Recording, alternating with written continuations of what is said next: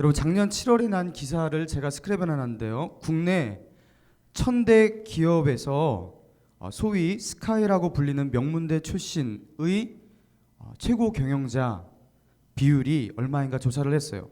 기업의 1000대 기업의 기업 CEO의 출신 학교를 조사했어요. 그런데 2007년 조사 이래 처음으로 30%대로 40% 미만으로 떨어졌다고 합니다.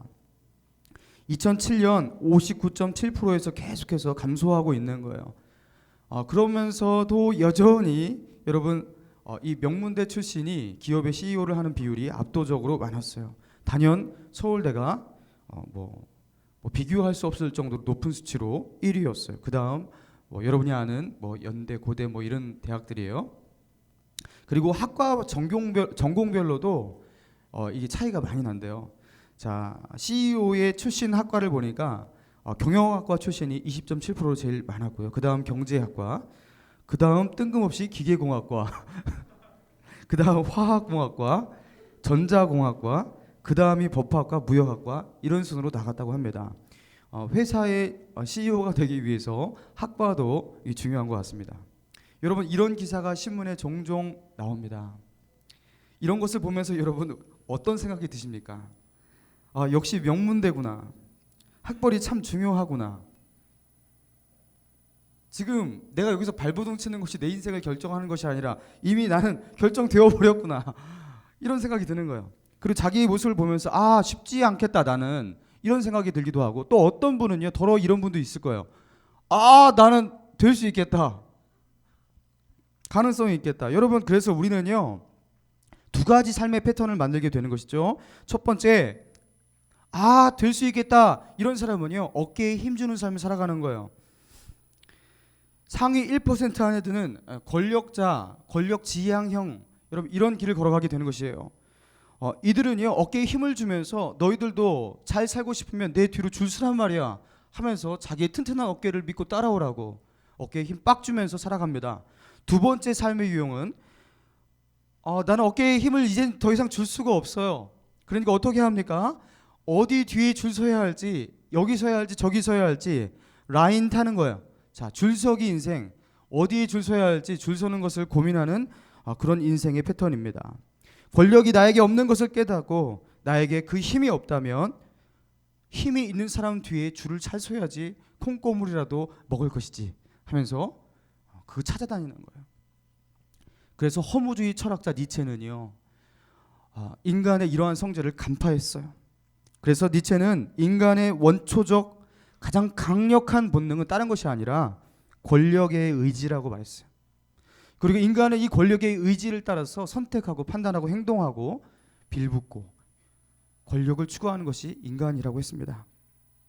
권력을 좋아하고 사랑하고 권력을 추구하는 것이 인간이고, 결국에는 권력을 부정하더라도 나중에는 권력을 긍정할 수밖에 없는 것이 인간이다. 그래서 사람들은요 교만해지든지 아니면 비열해지든지 둘 중에 하나인 것 같습니다. 아니면 줄을 세우고 줄을 서는 그 울타리, 그 게임에 빠져서 거기서 사는 것이 너무 싫다 하는 사람은 어떻게 하는 거예요? 거기서 뛰쳐나와서 어떻게 하는 거예요? 그들을 보면서 스시든 냉소적 미소를 띄우면서 너나 잘 먹고 잘 살아라 이것들아 하면서 뭐 하는 거예요? 치킨집 열어야죠. 그 다음부터 떡볶이집 하든가. 여러분 그렇게 해야 하는 거예요. 제가 지금 거기를 이렇게 하는 게 아니에요. 더러 그렇게 된다라는 거예요. 여러분 우리가 살고 있는 세상이 이렇다고요. 그래서 네가 어깨에 힘을 주든지 아니면 어깨에 힘을 잘 주고 있는 그 사람 뒤에 줄을 잘 서든지 둘 중에 하나를 선택하는 것이 현명하다. 세상은 밤낮 없이 이것을 우리에게 가르치고 우리를 쇠뇌시키고 있습니다. 여러분 어떻게 사실 것이에요? 여러분 이 세상 가운데서 어떻게 그리스도인으로서 살아남을 수 있겠습니까? 여러분 오늘 이 질문 앞에서, 이 진지한 질문 앞에서 우리가 본문의 말씀을 중심으로 답을 찾기 원합니다. 여러분 오늘 본문의 배경을 잃어버리신 분 있을까봐 잠시 설명해 드립니다. 고린도전서는 누구에게 편지를 보내는 거예요? 누가?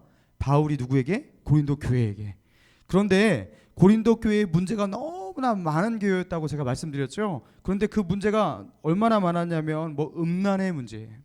그리고 우상 숭배의 문제, 그리고 신비주의에 빠져 있는 문제, 뭐 이단의 문제 등등 너무나 많은 문제가 많았는데 문제가 산적한 교회였어요. 그래서 그 문제들을 직면하게 만들고 그래서 그것을 해결하기 위해서 지적질로 넘쳐나는 편지가 바로 고린도전서라고 그랬어요. 여러분 그런데 이 고린도전서가 이렇게 문제를 해결하기 위해서 쓴 편지인데 그 중에서 이 고린도 교회가 가진 그 문제 중에서 가장 큰 문제는 다른 것이 아니라 어떤 것이었냐면 분쟁의 문제였고 당파의 문제였습니다. 그 당시 나는 아볼로파다, 나는 바울파다, 나는 게바파다, 나는 그리스도파다, 네 가지 파가 형성돼 있어서 그냥 서로 물고 뜯고 싸웠다고 하는 거예요. 그런데 그 중에서 가장 부상하고 가장 강력하게 떠오르는 두 가지 파가 있는데 그게 뭐냐면 자 오늘 본문에서 말하고 있는 바울파와 어디 파요? 아볼로파였던 거예요. 그 그리스도파와 게바파는 약간 비주류, 여기가 주류 그랬던 거예요. 자 그래서 이 주류라고 일컫는 바울파와 아볼로파에 줄을 서 있는 이들을 향해서 바울이 꾸지라면서 뭔가를 말하고 있는 것입니다. 자신은 좀 괜찮은 패밀리 안에 들고 있고 그리고 줄을 잘 섰다고 자부하는 그 바울 라인 그리고 아볼로 라인에 들어선 그 사람들을 향해서 바울이 말합니다. 자 따라해 보세요. 어깨에 힘 빼기. 자 어깨에 일단 너희들이 힘 빼야 된다고 말하는 거예요. 5절의 말씀 같이 한번 읽겠습니다. 시작. 그런즉 아볼로는 무엇이며 바울은 무엇이냐. 그들은 주께서 각각 주신 대로 너희로 하여금 믿게 한 사역자들이니라. 바울이 말하는데 자 너희가 따르고 너희가 추정하는 아볼로가 무엇이냐 바울이 무엇이냐. 그들은 주께서 각각 주신 대로 너희로 하여금 믿게 한 사역자들이다 말하고 있어요. 사역자들이다. 자 여기서 사역자들이라고 번역된 단어의 이 헬라어 원어는요 디아코노스예요. 자 디아코노스가 무슨 뜻이냐면 디아코라는 동사에서 유래된 단어예요. 디아코가 그럼 무슨 뜻이냐? 자 여기선 사역자라고 이렇게 번역되어 있는데 이게 이렇게 거창한 의미를 가지고 있는 그런 뜻이 아니라는 거예요. 이 의미가 무엇이냐면 디아코라는 게 무엇이냐면 심부름하다 뭐 이런 거예요. 그래서 디아코라는 심부름하다 남의 시중을 들다라는 디아코에서 유래된 디아코노스가 그 무슨 뜻이겠어요? 심부름꾼이에요. 그러니까 바울이 무엇이냐 아볼로가 무엇이냐 이 물음 앞에서 바울이 뭐라고 말하냐면 우리는 심부름꾼이다. 옛날 말로 말하면요 그냥 시종 그렇죠? 뭐 조금 격식 있는 말로 집사라고 하잖아요. 집에서 이렇게 부린 사람.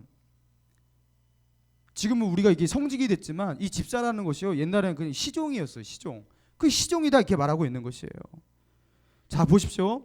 고린도 교회 안에서 바울을 따른다고 말하는 사람, 아볼로를 따른다고 말하는 사람, 그들이 세를 형성하고 라인을 만들고 여러분 이러고 있었어요. 그런데 그들을 향해서 그 당사자인 바울이 뭐라고 말하냐면 그들이 오야분으로 모시고 있는 그 바울이 뭐라고 말하고 있냐면 나하고 아볼로가 뭔 줄 알아? 우리는 심부름꾼이야. 우리는 니네가 말하는 그런 오야붕이 아니라고.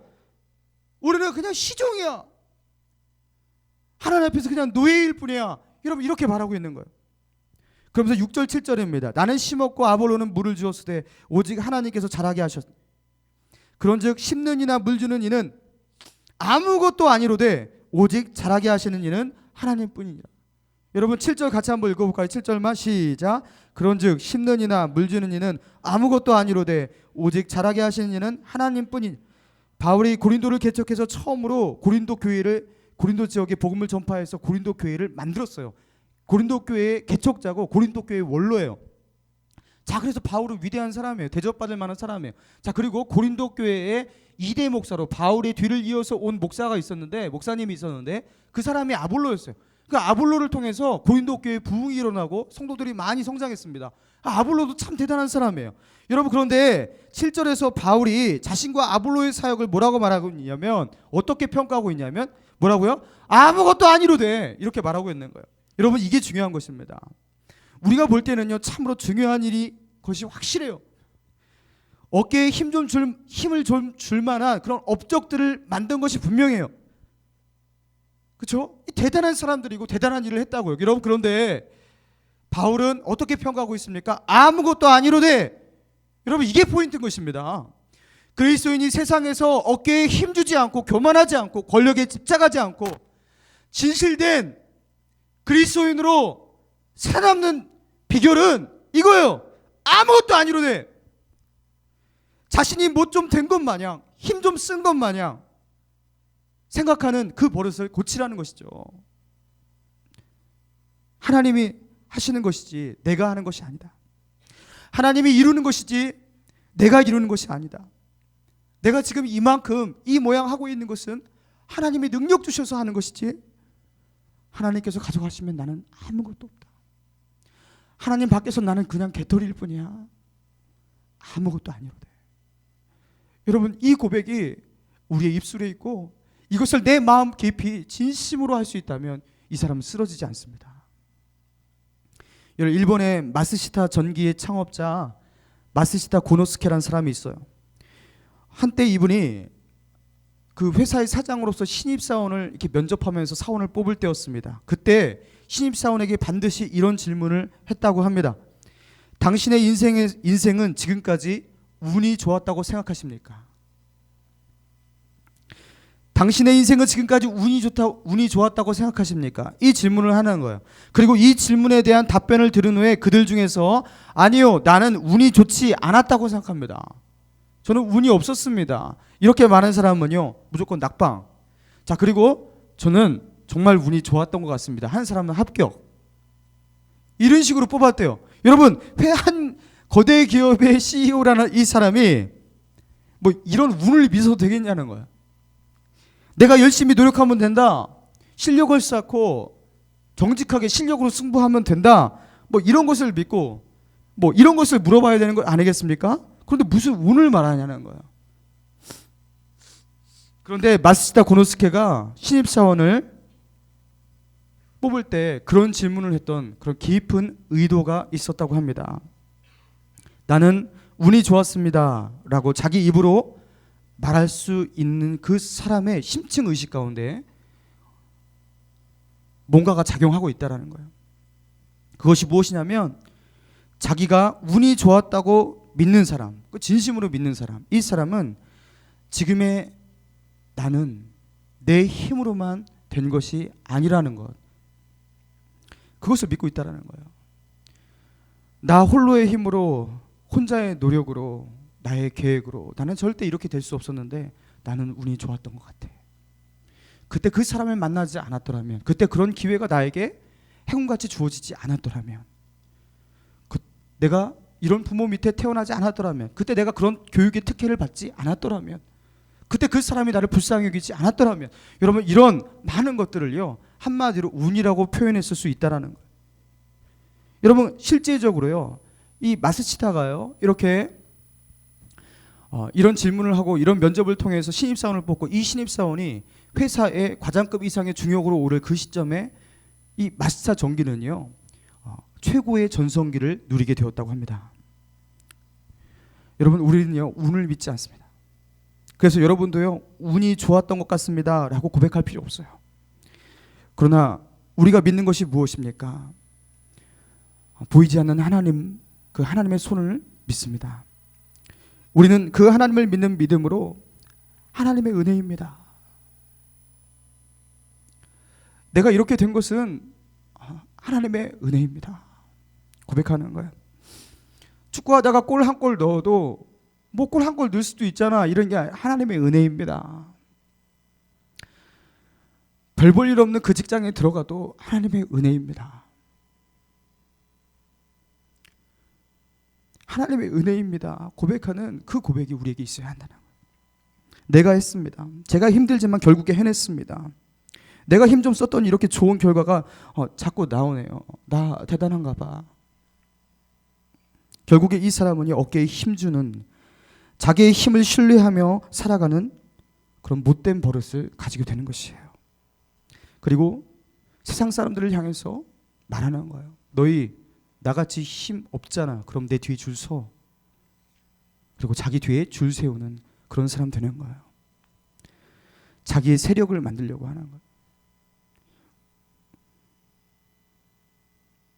그러나 성경적인 리더는 어떤 사람입니까? 하나님 앞에서 바로 선 하나님의 사람은요 절대로 이 패밀리를 만들지 않아요. 당파를 만들지 않아요. 그리고 우두머리가 되려는 욕심이 대체로 없어요. 진정 예수의 사람은요, 오야붕이 되려고 그렇게 노력하진 않아요. 왜 그렇습니까? 예수님이 말씀하셨어요. 누가복음 14장 11절에 무릇 자기를 높이는 자는 낮아지고 자기를 낮추는 자는 높아지리라. 마태복음 20장 27절에 너희 중에 누구든지 으뜸이 되고자 하는 자는 너희의 종이 되어야 하리라. 이것을 정말로 믿는다면 우두머리를 사모하지 않겠죠. 자기를 높이는 자는 낮아지고 자기를 낮추는 자는 높아진다고 하셨어요. 여러분, 세상의 법칙을 믿지 마시기 바랍니다. 우리의 주인 되신 예수님이 우리에게 주신 그 법칙을 오로지 믿고 따라가는 저와 여러분 되기를 바랍니다. 여러분, 예수님을 보십시오. 제자들과 같이 뒹굴었어요. 그 제자들이 어떤 사람이었습니까? 어부들이었습니다. 좀 무식쟁이들이었습니다. 그리고 예수님이 친하게 지냈던 그 사람들의 그 직업이 뭐였어요? 세리와 창기들이었어요. 당대에 가장 멸시천대를 받고 있는 그 직군, 그 직업에 그 종사하는 그 사람들과 같이 밥을 먹고 뒹굴었어요. 그래서 예수님을 향해서 예수님의 별명이 뭐였어요? 저는 세리와 창기의 친구다. 여러분, 이게 예수님을 향한 호칭이었어요. 여러분, 예수님이 부활하시고 난 뒤에, 십자가에서 부활하시고 난 뒤에 그 베드로를 찾아오시잖아요. 바다에서 이렇게 물고기를 잡고 있는 그 베드로와 요한을 찾아오시지 않습니까? 그때 저기 멀찍이서 고기를 잡고 있는 그 베드로 한 마리도 못 잡고 있으니까 그물을 저쪽으로 던져봐라 해갖고 잡으니까 153마리 딱 건져왔잖아요. 그때 예수님께서 그들이 무트로 올라오기 전에 예수님이 뭐 하셨어요? 저는 그거 보고 감동받았어요. 153마리가 아니라 뭐 하고 계셨어요? 거기에 뭐가 놓였다? 숯불이 있고 숯불 위에 뭐가 있다? 물고기가 있고 그 물고기 옆에 뭐가 있다? 떡이 있더라. 여러분, 지금 그게 어떻게 만들어진 거예요? 그게 거기 그냥 하나 예수님께서 뭐 배고프니까 너무 배고프다 어떻게 할까? 내가 가지고 있는 이 능력을 이때 사용해야지. 숯불아 불 퍽 해갖고 떡 파 야 고기 파 해갖고 역시 이렇게 해야지 살맛나 하면서 예수님은 맨날 하면서 이렇게 여러분 이렇게 했을 것 같아요. 예수님이 여러분 예수님 절대로 그러지 않았을 거라고 저는 믿습니다. 자, 예수님 어떻게 했냐면요, 베드로와 요한을 만날 계획을 세운 거예요. 예수님이. 이거 성경에 안 나와 있어요. 제가 근데 저는 분명히 이랬을 거라고 믿는 거예요. 예수님이 얘네들한테 내가 부활 후에 처음으로 만나는 이 시간인데 잔치를 해야겠다. 소소한 파티를 일으켜야겠다 하면서 숯불을 만든 거예요. 거기 불을 지핀 거예요. 숯불에 불 지펴보신 분 있으세요? 숯불에 불이 잘 붙나요? 안 붙나요? 그 당시에 번개탄은 없었어요. 이거 붙이려면요 되게 힘들어요. 그 당시 성냥이 있어요. 뭐가 있어요? 이거 얼마나 힘들어 이게. 이거 하고서도 불이 안 붙어요. 그거 막 토치로 빡 해도요 10분을 그거 해야지 겨우 붙는 게 숯불이에요. 그거 예수님이 호호하면서 그거 붙였다고요. 그랬을 거라고요 아마. 그리고 붙이면서 캐캐캐 연기 나오고 막, 그리고서 물고기 그거 잡았어요. 그리고 떡 굽고, 그리고서 이제 타이밍 맞게 베드로, 야 거기 베드로야 이렇게 와봐라 하면서 그거 있는 거예요. 여러분, 저는 예수님이 이런 분이라고 저는 믿습니다. 예수님은요 숯불구이 잘하셨고요. 그분은요 목수셨고 목수의 아들이셨잖아요. 망치질 잘하셨어요. 아버지 따라다니면서, 아버지 요셉 따라다니면서 그 목수 배우셨어요. 예수님은 하나님의 아들이셨고 친히 하나님이셨고 하나님의 영광의 본체라고 성경에서 기록되어 있습니다. 그러나 그분의 어깨에는 힘이 하나도 들어가 있지 않아요. 우리를 창조하신 창조주의 어깨에 그 말씀 한마디로 모든 것을 죽이고 살리고 있게 만들고 없게 만들 수 있는 그 능력의 하나님의 육체의 모습으로 입고 오신 그 예수님의 어깨에 힘이 하나도 없어요. 예수님이 잡히시기 전날 밤 제자들을 불러놓고 물을 가져다가 대야를 받아놓고 허리에 수건을 두르십니다. 그리고 먼지구덩이고 더러운 냄새 펄펄 나는 제자들의 발을 하나하나 닦기 시작합니다. 제자들의 발을 닦는 그 예수님의 어깨에 힘이 전혀 들어가 있지 않아요. 예수님께서 이 일을 하시고 나서 요한복음 13장 14절 이렇게 말씀하셔요. 내가 주와 또는 선생이 되어 너희 발을 씻었으니 너희도 서로 발을 씻어주는 것이 옳으니라. 내가 너희에게 행한 것 같이 너희도 행하게 하려 하여 본을 보였노라. 이게 무슨 말입니까? 나는 너희 앞에서 내 권위를 내려놓고 너희를 섬겼다. 한마디로 나는 어깨에 힘준 적 없다. 나는 한 번도 어깨에 힘준 적 없다. 그러니까 너희도 어깨에 힘 빼고 힘 좀 주지 말고 나와 같이 이 다져짐의 삶을 한번 살아봐라 하면서 제자들에게 말씀하시는 거 아니겠어요? 사랑하는 여러분, 예수님이라면 어떻게 사셨을까 생각하면서 우리가 한번 살아보자고요. 우리의 직장 생활 가운데서 예수님이라면 어떻게 섬기셨을까 그 생각하면서 한번 섬겨보자고요. 여러분, 신앙생활 교회에서 인간관계 어렵습니까? 예수님이라면 이 가운데서 어떻게 하실까 생각하면서 해보자고요. 여러분, 그분의 어깨는 전혀 높지가 않았습니다. 그분의 마음이 전혀 높지 않았습니다. 그래서 그분은 항상 사람들이 멸시하고 조롱하고 더럽다고 말하고 피하는 그 세리와 창기들 옆에 앉아서 그들과 밥 먹고 그들과 교제하는 것이 예수님이 하셨던 일이에요. 여러분, 지금 누구하고 친하십니까? 옆에 계신 분이 너무나 삐까뻔쩍 잘나고 나이스하고 그리고 다른 사람들하고 또 잘 친구할 만하고, 여러분 이런 나이스한 사람 옆에만 맨날 앉고, 그렇죠? 패밀리를 형성하고 싶어하는 그 사람 아주 성경적이지 못해요. 예수 믿는 사람은요 나이스한 거 그렇게 추구하는 거 아니에요. 예수님처럼 우리도 좀 그렇게 한번 살아보자는 거예요. 힘들지만 노력 좀 해보자는 거예요. 그렇게 살아갈 수 있는 저와 여러분 되기를 주님의 이름으로 축원합니다. 여러분, 본문의 말씀을 통해서 주신 두 번째 이 메시지 따라해 보십시다. 줄 서지 않기. 줄 서지 않기. 군대를 갔었는데 이제 화천에 있는 27사단 이기자 부대에 제가 나왔습니다. 훈련 많고 빡세기로 소문난 그런 부대였어요. 자, 그래서 이제 27사단의 사단에 가고 이제 연대로 가고 대대로 가고 이제 막 자대에 이제 배정이 되기 시작하는 거예요. 자, 그런데 그렇게 내려가고 있을 때 대대에까지 내려왔어요. 이제 대대에서 이제 중대로 이제 편성이 되지 않습니까? 자, 그렇게 배정받아 내려가 있는데 대대에서요. 대대 그 인사 담당자가 거기서 딱 차출을 하기 시작하는 거예요. 자, 차출을 어떻게 하냐면요. 거기서 이제 괜찮은 사람, 똑똑한 사람 골라내서 대대에 있는 행정병으로 쓰려고 하는 것이죠. 자, 그러면서 여기서 대학 다닌 사람은 손들어, 4년제 손들어, 뭐 손들어, 타수 400타 이상 손들어, 막 손드는 거예요. 저 계속 손들었어요. 야, 이때 차출되는구나 드디어. 그래서 마지막에 400타 다 손들었는데 2명밖에 없었어요. 저 400타 2명 차출됐어요. 야, 그래서 나는 드디어 풀렸다, 인생 풀렸다, 군생활 풀렸다 하고서 딱 간 게 이제 작전병이었어요. 여러분, 대대 작전과 27사단 예비사단에서 대대 작전과에 있는 것은 죽음입니다. 제가 그때 몰랐어요, 그게. 그러면서 본부중대 내무반 이제 딱 들어갔어요. 그러니까 갑자기 내무반 사람들이요, 너 작전병이라며, 어떡하니? 그래서 이러는 거. 이게 뭔 소리가? 왜 작전병 이게 좋잖아요. 작전 뭐 좋다. 그랬는데 사람들이 이렇게 걱정하는 거예요. 그래서 왜 그런가 해보니까 작전병은요 잠을 안 자요.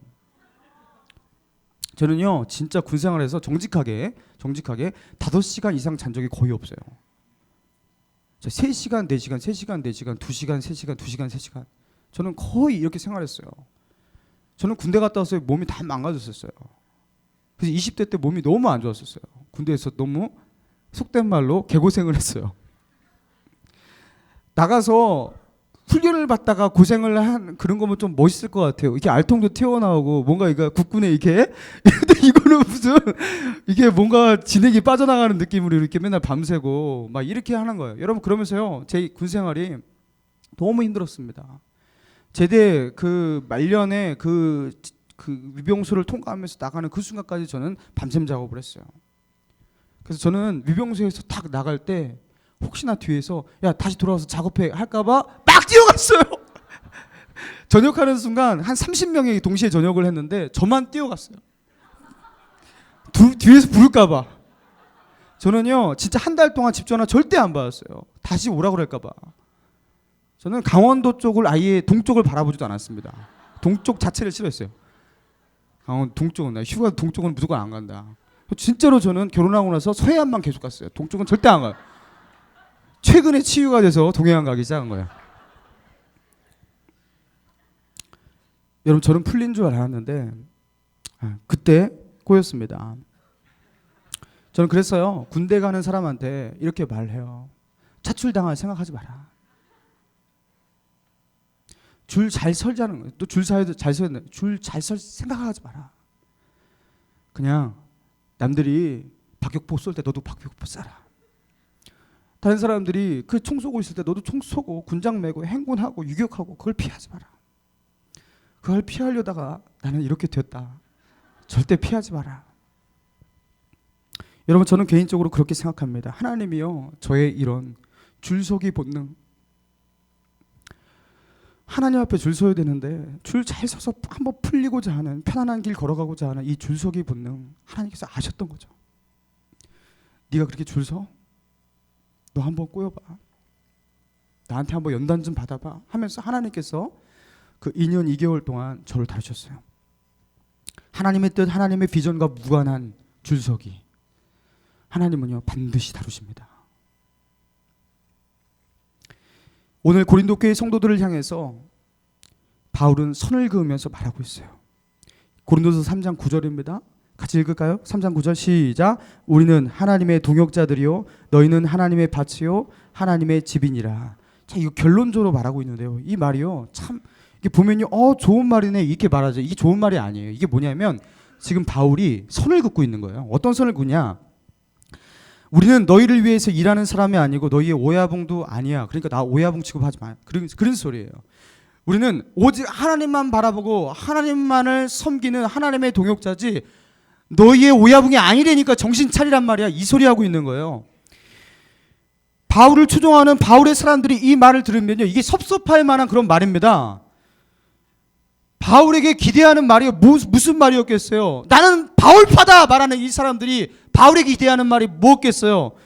너희는 내 새끼야, 내 패밀리야, 우리는 한 배를 탔다 아이가, 그러니까 나를 믿으라, 내가 챙기듣기다 하면서 나만 믿어. 여러분 이렇게 말해주는 거 원하고서 바울파가 형성됐는데 뭐라고 말하는 거예요?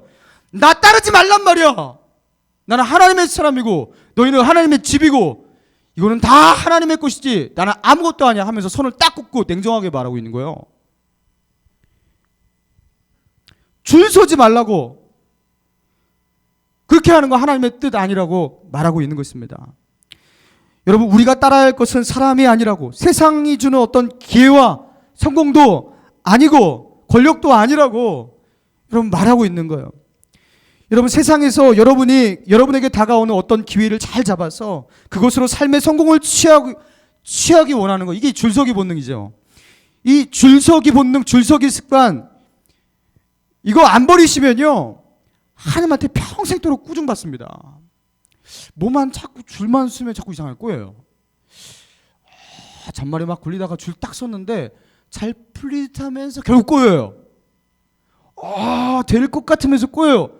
이상하게 예수 믿는 사람이 더 이렇게 돼요. 여러분 이게 왜 이렇게 되냐고요 도대체. 하나님이 사랑하시니까 그런 거지. 그 마음 가운데 있는 줄서기의 본능, 줄 서는 그 더러운 습관들 부시는 것입니다. 여러분 이스라엘 역사를 보실까요? 이스라엘이 어디에 있었어요? 아래는 이집트, 당대 최고, 아프리카의 최고 강대국 이집트가 있었어요. 위로는 무엇이 있었습니까? 당시 그 중동과 그 유럽 지중해 일대를 제패했던 아수르 그리고 바벨론, 이런 나라들이 지배하고 있었어요. 여러분 그러니까요 이 이스라엘 왕국이 멸망할 시점인 BC 8세기부터 BC 6세기 이 한 2, 3세기경에요 이 이스라엘 모습이 어땠냐면요, 이스라엘 망하기 직전에 이스라엘 모습이 어땠냐면 아수르에 붙었다가 이집트에 붙었다가 바벨론에 붙었다가 그 다시 애굽 이집트에 붙었다가 여기 붙었다가 저기 붙었다가 라인 타기, 우리 너무나 힘없으니까 여기 붙었다가 저기 붙었다가, 여러분 이런 게요 한 200년 300년을 했어요. 그러다가 망한 거예요. 그냥 하나님께 착 달라붙으면 살 것인데 라인 타기 하다가 망한 것입니다. 줄타기 하다가 망하는 것. 너희들도 이렇게 줄타기 여기 붙었다가 저기 붙었다가 세상의 힘, 누가 힘이 더 센지 힘센 데가 붙어야지 난 산다. 여러분 이런 습관 가지고 살면 너희도 결국 이렇게 멸망할 것이다 라는 것을 말하는 것이 열왕기하고 역대하고 예레미야서의 말씀이에요. 여러분 그걸 알고나 이걸 봐야 되는 거예요. 우리가 줄타기 그 본능 버리지 못하면 결국 이스라엘도 하나님께서 버리셨듯이 우리도 그렇게 멸망하는 거예요. 망하는 거예요. 그래서요 줄서기 습관은요 망할 병입니다. 버리셔야 돼요. 1999년이었어요. 당시에 막 전도사가 되어서 사역을 시작하려는 한 전도사님이 계셨습니다. 이 전도사님은 모든 전도사님들이 가기를 사모하는 강남에 있는 그 유명한 사랑의 교회에 원서를 넣었어요.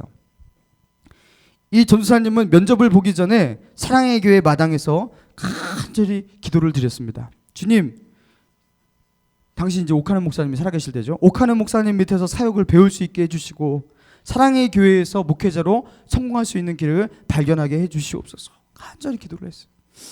그런데 하나님이 그 전도사님의 기도에 응답해 주셨고 정말로 사랑의 교회 주일학교 전도사님으로 부임하게 되었어요.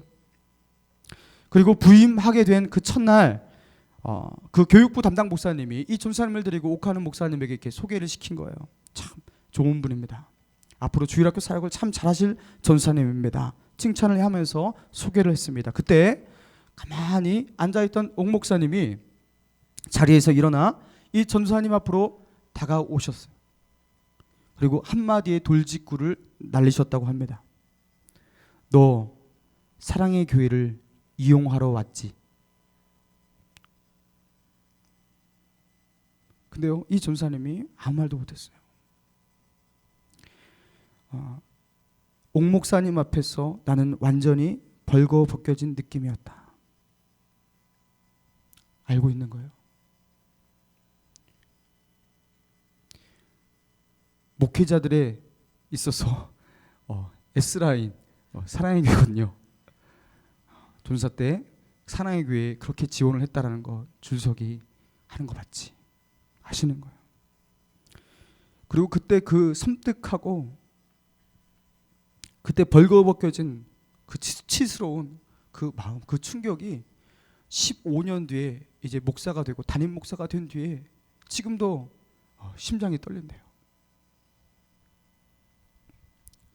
여러분, 저는 여러분을 이해합니다. 저도 그래요. 저를 포함한 많은 목회자들이 목회를 하면서도 줄을 서요. 근데 여러분은 어떠시겠어요? 주님을 위해서 목숨 바치겠다고 헌신하며 달려드는 성직자도 막상 사역에 들어가서 이 바닥에서 뭘 하려고 할 때는요, 꼭 줄을 서요. 그 습관을 버리지 못합니다.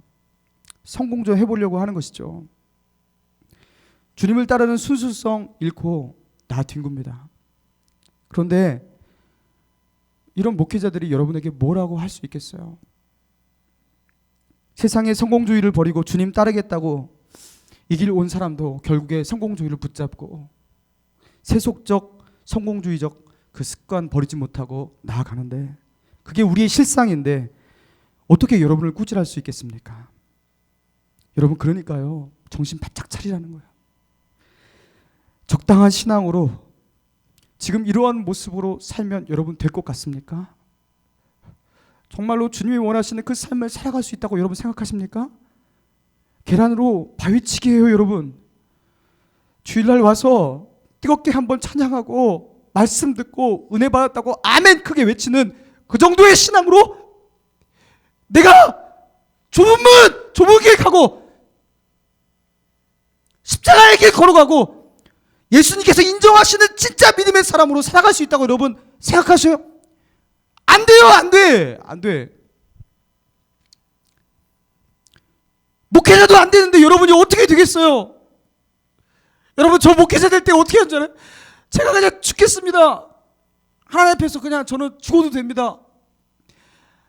제가 이슬람 선교사로 갈 것이고 팔목 끊어서 죽어도 거의 죽겠습니다. 저 목회자 됐어요. 여러분, 저 그냥 헌신으로 된 거 아니에요.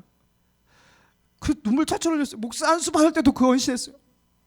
근데도 살아가면 또 그렇게 돼요. 근데 여러분이 어떻게 버티겠어요?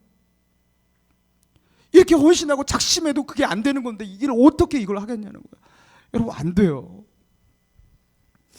그러니까 여러분, 강목자만 바라보지 마시고요, 뛰어넘으셔야 됩니다. 일반적인 목회자의 이 수준을 뛰어넘어 사셔야 돼요. 말씀을 보세요. 제가 가르쳐주는 이 말씀만 듣지 마시고 이 말씀을 보세요. 여기서 예수님이 말씀하신 이 정신대로 사세요. 절대로 강 목사의 인도를 받아서 절벽으로 떨어지지 마시고 말씀대로 살아가세요. 사랑하는 청년 여러분, 사는 게 너무 힘들어요. 직장을 믿음으로 선택하는 것도 힘들어요. 이렇게 주일 성수하면서 믿음을 지키면서 살 수 있는 그런 직장 선택하는 거, 그리고 직장에 들어가서 또 믿음으로 살아가는 게 너무 힘들어요. 그리고 믿음으로 결혼하는 것도 너무 힘든 것 같아요. 이렇게 보면은 믿음으로 결혼해야 되는데 믿음으로 결혼이 안 돼요. 다른 많은 조건들을 우리가 많이 봅니다. 여러분 잘 들으세요. 형제님, 자매님 잘 들으시기 바랍니다. 여러분 눈을 낮추셔야 돼요. 이거 진지하게 하는 말이지 장난으로 하는 말이 아니에요. 진짜 눈을 낮추셔야 돼요. 여러분 믿음이 없어서 눈이 안 낮아지는 거예요. 눈을 낮추십시오. 상대가 최소한 나보다 믿음이 좋다, 오케이야. 그거는 두려워져? 갑자기 상대가 나보다 믿음이 좋다, 근데 나한테 달려든다, 오케이. 그 내가 무조건 내가 이익이야. 다른 거 다 보지 않고. 좋아요. 뭐 자매들은 뭐 나보다 믿음 좋은 사람 뭐 별로 이래요? 여러분 믿음으로 하세요. 근데 이게 눈이 더러워져 갖고 그게 안 보이는 거예요. 저는요 믿음 좋은 형제 자매 보면 다 이렇게 멋있게 보이고 진짜 이뻐 보여요. 진짜요. 제가 청년 때도 그랬어요. 저는 이렇게 믿음이 있고 저한테 믿음의 도전을 주는 자매를 만나면 항상 하나님께 나아가 기도했어요. 저 자매입니까? 그래서 한두 명이 아니에요. 저 자매입니까? 고등학교 때부터 저 자매입니까? 마음에 드는 거예요.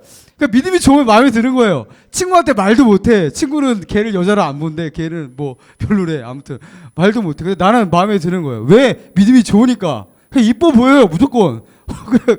안 이뻐 보였다고도 그 신앙을 가지고 살아가는 그 모습을 보면 너무 매력적으로 보여요. 저도 이게 너무 힘들지만 그렇게 보이는 걸 어떻게 해? 그래서 맨날 저 자매입니까?